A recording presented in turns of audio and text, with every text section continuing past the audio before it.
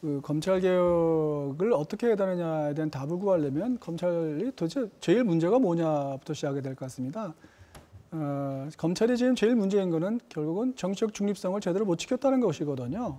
정치 권력이 바뀔 때마다 정치에 편향되는 그런 권력 행사를 했기 때문에 불신을 받게 된 거란 말입니다.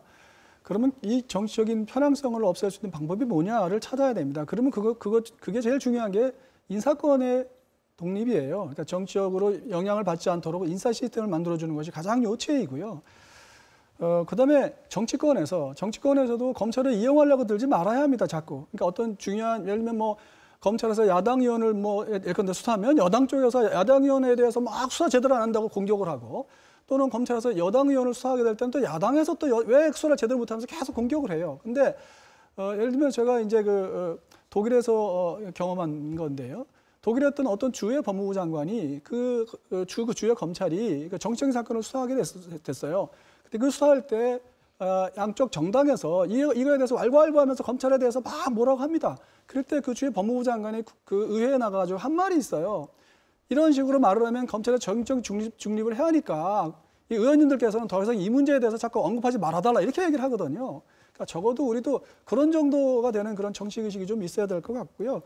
네. 그다음에 이제 이 인사 시스템에 관한 그런 것이 좀 확립이 되고 거기에 더 나아가서 지금 이전에 우리는 검찰은 아까도 말씀드린 수사지휘권과 관련해 가지고 내부적으로만 의사결정을 하는 시스템이었습니다. 그런데 이거를 좀 외부결을 많이 수렴하는 시스템을 좀 도입을 해야 되고 그거에 대한 실험이 이번에 검찰총장이 했던 것 같아요. 대검에서 중요한 사건에 있어서 수사심의회도 해보고 전문 자문단도 해보고 이런 실험을 거치는 거 있지 않습니까? 그래서 적절하게 그 내부적인 의견에 관해서 좀 곤란함이 있을 때 외부견을 적절하게 수렴할 수 있는 뭐 그런 제도가 도입되면 의사소통 과정도 좀 해결되지 않을까 싶습니다. 정치적 독립 이런 거 말씀하셨습니다. 초강 변호사님 저는 막강한 검찰 권력을 분산시켜야 된다는 말씀 이미 드렸고요.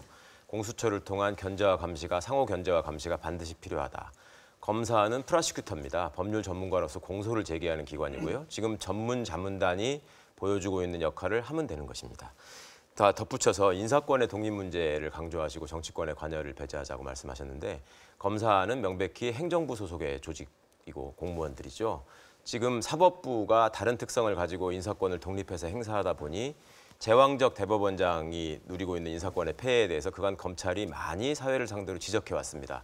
그런 문제를 과연 검찰이 다시 반복하자는 것인지 행정부에 소속된 검찰이 그런 권한을 갖는 게 타당한 것인지 그건 이미 저는 답이 나와 있다고 생각합니다. 네, 오늘 말씀